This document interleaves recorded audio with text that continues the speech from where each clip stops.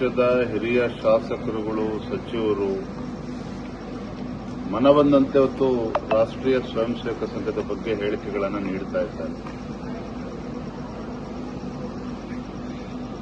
ರಾಷ್ಟ್ರೀಯ ಸ್ವಯಂ ಸೇವಕ ಸಂಘ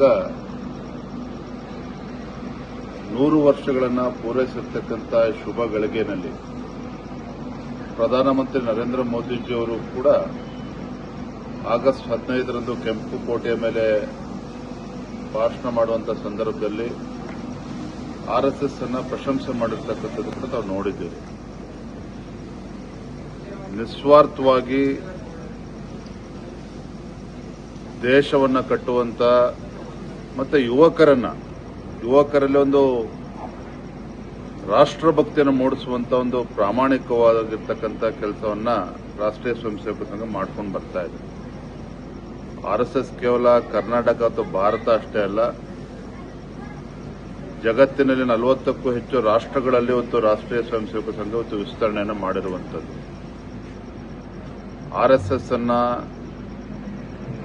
ಬ್ಯಾನ್ ಮಾಡುವಂಥದ್ದಾಗಲಿ ಇದು ಯಾರ ಕಡೆಯಿಂದನೂ ಕೂಡ ಸಾಧ್ಯ ಇಲ್ಲ, ಅಸಾಧ್ಯವಾಗಿರ್ತಕ್ಕಂಥದ್ದು.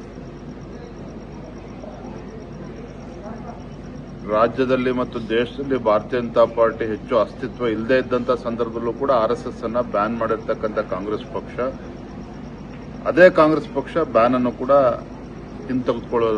ಹಿಂತೆಗೆದುಕೊಳ್ಬೇಕಾಯಿತು.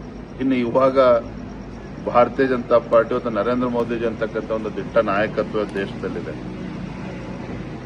ದೇಶದ ಅನೇಕ ರಾಜ್ಯಗಳಲ್ಲಿತ್ತು ಭಾರತೀಯ ಜನತಾ ಪಾರ್ಟಿ ತನ್ನ ಸರ್ಕಾರ ಇದೆ. ಇಂಥ ಸಂದರ್ಭದಲ್ಲಿ ರಾಷ್ಟ್ರೀಯ ಸ್ವಯಂ ಸೇವಕ ಸಂಘವನ್ನ ಬ್ಯಾನ್ ಮಾಡ್ತೇವೆ ಅಂತ ಹೇಳ್ತಕ್ಕಂಥದ್ದು ಮೂರ್ಖತನದ ಪರಮಾವಧಿ. ನಾನು ಗೌರವಾನ್ವಿತ ಪ್ರಿಯಾಂಕಾ ಖರ್ಗೆ ಅವರಿಗೆ ಗೌರವವಾಗಿ ಹೇಳೋದಕ್ಕೆ ಇಚ್ಛಪಡ್ತೇನೆ, ನಿಮ್ಮ ಗ್ರಾಮೀಣ ಅಭಿವೃದ್ಧಿ ಇಲಾಖೆಯ ಬಗ್ಗೆ ಏನ್ ಸಾಧನೆ ಮಾಡಿದ್ದೀರಿ, ಏನ್ ಸುಧಾರಣೆಗಳನ್ನು ಮಾಡಿದ್ದೀರಿ, ಅದನ್ನ ರಾಜ್ಯದ ಜನತೆ ಮುಂದೆ ಬಿಚ್ಚಿಡಬೇಕು. ಕಳೆದ 50-60 ವರ್ಷಗಳ ಕಾಲ ಸುದೀರ್ಘವಾಗಿ ಗುಲ್ಬರ್ಗಾ ಜಿಲ್ಲೆ ನಿಮ್ಮ ಕುಟುಂಬದ ಹಿಡಿತದಲ್ಲಿದೆ. ಆ ಜಿಲ್ಲೆನಲ್ಲಿ ಏನು ಅಭಿವೃದ್ಧಿ ಕೆಲಸ ಮಾಡಿದ್ದೀರಿ, ಇವತ್ತು ಶಿಕ್ಷಣ ಕ್ಷೇತ್ರದಲ್ಲಿ ಇಡೀ ರಾಜ್ಯದಲ್ಲಿ ಕೊನೆಯ ಸ್ಥಾನ ಗುಲ್ಬರ್ಗಾ ಜಿಲ್ಲೆ. ಯಾಕಿಷ್ಟು ಶಿಕ್ಷಣ ಕ್ಷೇತ್ರದಲ್ಲಿ ಹಿನ್ನಡೆ ಆಗಿದೆ ಅನ್ನೋದನ್ನ ತಾವು ದಯವಿಟ್ಟು ಜನರ ಮುಂದೆ, ರಾಜ್ಯದ ಜನರ ಮುಂದೆ ತಿಳಿಸುವಂತ ಕೆಲಸ ಪ್ರಿಯಾಂಕಾ ಖರ್ಗೆ ಅವರು ಮಾಡಬೇಕು. ಕಾಂಗ್ರೆಸ್ ಸರ್ಕಾರ ಕಳೆದ 2.5 ವರ್ಷಗಳ ತಮ್ಮ ವೈಫಲ್ಯಗಳನ್ನ ಮುಚ್ಚಿ ಹಾಕಿಕೊಂಡು ಈ ರೀತಿ ಪ್ರಚಾರವನ್ನ, ಅಪಪ್ರಚಾರವನ್ನ ಮತ್ತೆ ವಿಷಯವನ್ನ ಡೈವರ್ಟ್ ಮಾಡುವಂತ ಕುತಂತ್ರ, ಷಡ್ಯಂತ್ರ ಇದರಿಂದ ಅಡಗಿದೆ ಹೊರತು ಇವ್ರಿಗೆ ಆರ್ಎಸ್ಎಸ್ ಅನ್ನ ಮುಟ್ಟತಕ್ಕಂಥ ಯೋಗ್ಯತೆನೂ ಕೂಡ ಇಲ್ಲ. ಅದನ್ನ ಬ್ಯಾನ್ ಮಾಡ್ತಕ್ಕಂಥದ್ದು ಅಸಾಧ್ಯ. ಅದೇ ಪ್ರಿಯಾಂಕಾ ಖರ್ಗೆ ಅವರು ಹೇಳ್ತಾರೆ ಸರ್, ನಮಗೆ ಬೆದರಿಕೆ ಕರೆಗಳು ಬರ್ತದೆ, ತಟ್ಟಿದೆ ಅಂತೆಲ್ಲ ಹೇಳ್ಕೊಂತಿದ್ದಾರೆ ಸರ್. ಈ ರೀತಿ ಹೇಳಿಕೆಗಳನ್ನ ಕೊಟ್ಟು ಪ್ರಚಾರವನ್ನ ಗಿಟ್ಟಿಸ್ಕೊಳ್ತಕ್ಕಂಥ ಒಂದು ಕೆಲಸ ಅವರಿಂದ ಆಗ್ತಿದೆಯೇ ವಿನಃ, ಹೇಳ್ತಾ ಇದ್ದೀನಲ್ಲ, ಇವತ್ತು ರಾಜ್ಯ ಸರ್ಕಾರ ಮಾನ್ಯ ಮುಖ್ಯಮಂತ್ರಿಗಳು ಮೊನ್ನೆ ದಿನ ಡಿನ್ನರ್ ಮೀಟಿಂಗ್ ಮಾಡಿದ್ರು. ಕಲ್ಯಾಣ ಕರ್ನಾಟಕ ಅತಿವೃಷ್ಟಿಯಲ್ಲಿ ರೈತರ ಸಂಕಷ್ಟಕ್ಕೆ ಸ್ಪಂದನೆ ಮಾಡುವಂತ ಪರಿಹಾರ ಕಂಡುಕೊಳ್ಳುವಂತ ಕೆಲಸ ಆಯ್ತಾ? ಅದ್ರ ಬಗ್ಗೆ ಚರ್ಚೆ ಮಾಡಿದ್ರ? ರಾಜ್ಯವನ್ನ ಲೂಟಿ ಮಾಡಿ ಬಿಹಾರ್ಗೆ ಯಾವ ರೀತಿ ಹಣವನ್ನ ತೆಗೆದುಕೊಂಡು ಹೋಗಿ ಕಾಂಗ್ರೆಸ್ ಹೈಕಮಾಂಡ್ಗೆ ಖುಷಿ ಪಡಿಸುವಂತ ಕೆಲಸ ಮಾಡಬೇಕು, ಅದ್ರ ಬಗ್ಗೆ ಸಿದ್ದರಾಮಯ್ಯ ಚರ್ಚೆ ಮಾಡಿದ್ದಾರೆ ವಿನಃ ತಮ್ಮ ಮಂತ್ರಿ ಸಹೋದ್ಯೋಗಿಗಳ ಜೊತೆ ರಾಜ್ಯದ ಅಭಿವೃದ್ಧಿ ಬಗ್ಗೆನೂ ಚರ್ಚೆ ಮಾಡಿಲ್ಲ. ರಾಜ್ಯದ ಪರಿಸ್ಥಿತಿ ಎಲ್ಲಿಗೆ ಬಂದ್ಬಿಟ್ಟಿದೆ?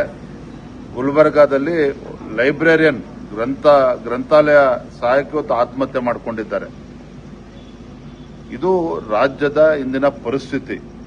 ಇದ್ರ ಬಗ್ಗೆ ಚರ್ಚೆ ಮಾಡಬೇಕಾಗಿದೆ. ರಾಜ್ಯದ ರೈತರ ಪರಿಸ್ಥಿತಿ ಬಗ್ಗೆ ಚರ್ಚೆ ಮಾಡಬೇಕಾಗಿದೆ. ರಾಜ್ಯದ ಅಭಿವೃದ್ಧಿ ಬಗ್ಗೆ ಚರ್ಚೆ ಮಾಡಬೇಕಾಗಿದೆ.